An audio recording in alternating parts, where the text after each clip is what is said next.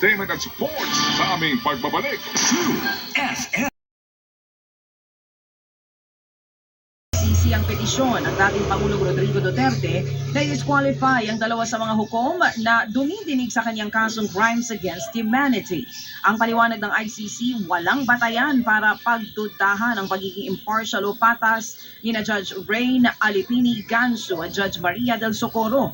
Dagdag pa nito, mali at hindi raw madedepensahan ang argumento ng kampo ni Duterte. Posibleng magdulot daw ito ng delay sa pagdinig sa kaso. Bago nga ang desisyon na yan ng ICC plenary judges, hindi rin pinagbigyan ng pre-trial chamber itong Mayo ang parehong mosyon ni Duterte. Sa nasabing mosyon, iginiit ni Duterte na may bias o kinikilingan ng dalawang judges dahil nga sa pag-aproba noon sa preliminary investigation laban sa dating Pangulo. Sa kaugnay po namang balita, butot balat na lamang daw ngayon si dating Pangulo Rodrigo Duterte na nakakulong pa rin sa The Hague, the Netherlands. Ayon sa kanyang dating asawang si Elizabeth Zimmerman na bumisita doon, hindi na raw po umiinom ng gamot si Duterte. Pero maayos naman daw po ang kalagayan nito bagamat mabagal ng maglakad. Nakamusta rin daw po ito sa Davao City kung saan nga ang kanyang anak ngayon na si Baste Duterte ang siyang tumatayong acting mayor. Higit 3 buwan ng hawak ngayon ng International Criminal Court si Duterte habang hinihintay po ang trial sa kasong crimes against humanity kaugnay po ng madugong drug war na kanyang ipinatupad. Sa atin namang ulat panahon mga kapatid, patuloy na binabantayan ng Pag-asa ang bagyong Bising na pumasok po muli sa ating bansa kagabi. Huli nga itong namataan sa layong 385 kph sa Hilaga-Hilagang Kanluran ng Itbay at Batanes. May lakas po yan ng hangin na 130 kph at pagbugso na hanggang 180 kph. Wala nang direktang epekto sa ating bansa ang bagyo na binabaybay na po ngayon ang kalupaan ng Taiwan. Southwest monsoon o ang habagat ang magdadala po ng mga pag-ulan sa ilang bahagi ng Luzon, Visayas at maging ng Mindanao. Dito po sa Metro Manila, wala na pong pasok sa lahat ng antas sa Malabon. Sa Malabon. Oo. Teka, sa mo lang, Malabon. Iha. Sa Malabon. Okay. Oo. Huwag kang Kinabahan si baby ha? boy. Opo. Sa Malabon lamang po. Yes. Pero Alright. lahat as is tayo, may pasok ang mga bata. Yes, ma'am. At mamaya po baka hindi ho tayo, huwag na po ay magtaka kung baka po sumikat ang haring araw. Pero yan po mga kapatid po ay maawawala din dahil nga ngayon po ay habagat season. Samantala po sa oras na alas 6:38, ganda umaga rin kay Ninang Tina Monzon Palma. Good morning, Ninang. At ngayon sa ating mga balita po naman sa lalawigan, baby girl. Binaha at nagkaroon po ng landslide ang ilang probinsya sa Northern Luzon. Bunsod pa rin ang sama ng panahong dala po ng bagyong Bising. Kabilang sa apektadong Cebu City kung saan lubog sa baha ang kalsada sa barangay Basak Pardo. Nagtulong-tulong na rin ang mga residente sa pagtulak po ng isang Vita e-bike, makatawid lamang ito. Sa Banawe, Ifugao, isang lola po ang patay ng matabunan ng lupa. Pinuntahan lang ng 63 anyos na biktima ang kanyang palayan nang mangyari po ang landslide. Nahanap ang biktima ng matagpuan ng kanyang bota sa kalsadang natabunan na pala ng gumuhong lupa. Ayon po sa National Disaster Risk Reduction and Management Council o NDRRMC, nasa 13,000 ang apektado ng masamang panahong dala po ng bagyong Bising at maging ng habagat. Iminungkahi po naman ng Department of Science and Technology o DOST ang paghulog ng underwater camera para nga mapabilis ang paghahanap po kung merong ng bangkay sa Taal Lake. Ayon po kay DOST Secretary Renato Silidum Jr., posibleng ma-recover pa ang mga buto ng mga nawawalang sabungero kung totoo nga ang isinisiwalat ni Julie Dondon Patidongan o Elias Totoy na doon nga itinapon ang mga bangkay. Marami pa rin daw kung dapat isaalang-alang gaya nga ng decomposition o pagkakaagnas ng kanilang mga katawan sa lokasyon sa lawa.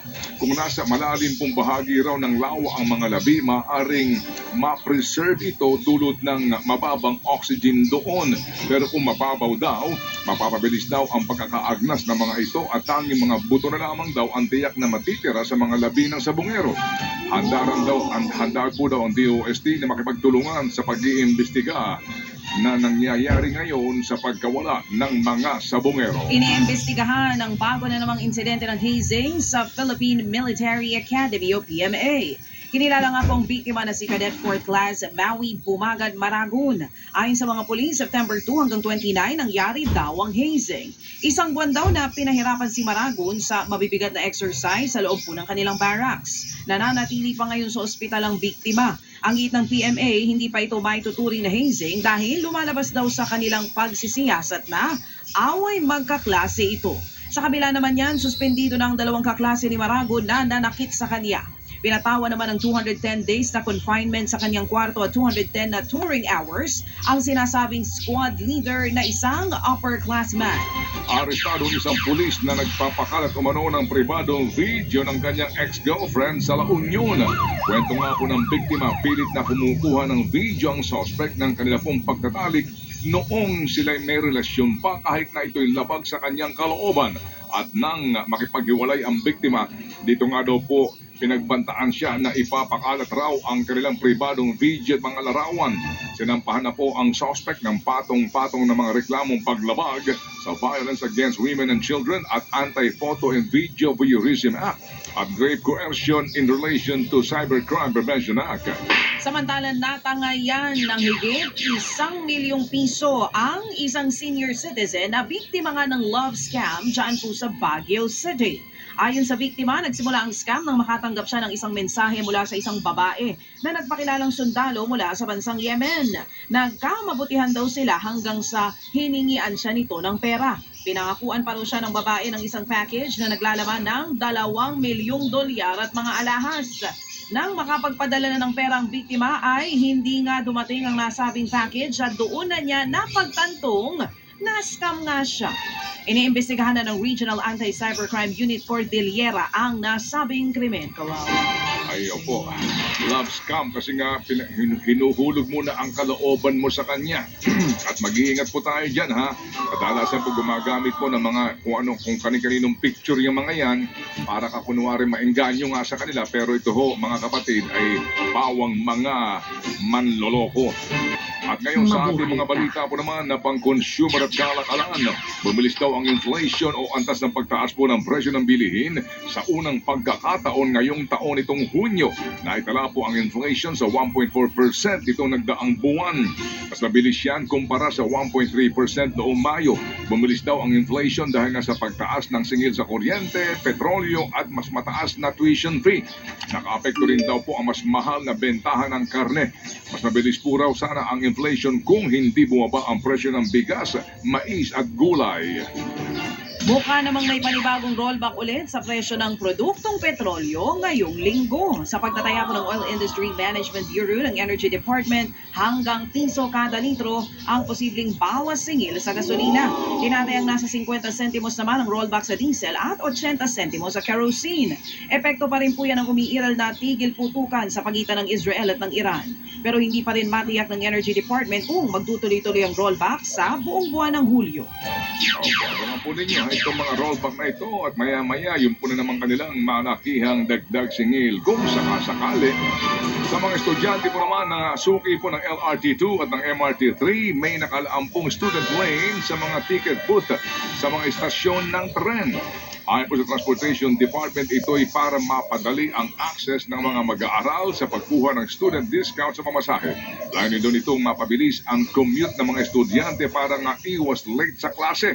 Matatandaan pong itinaas sa 50% ang student discount sa mga linya po ng LRT at MRT noong pong Hunyo.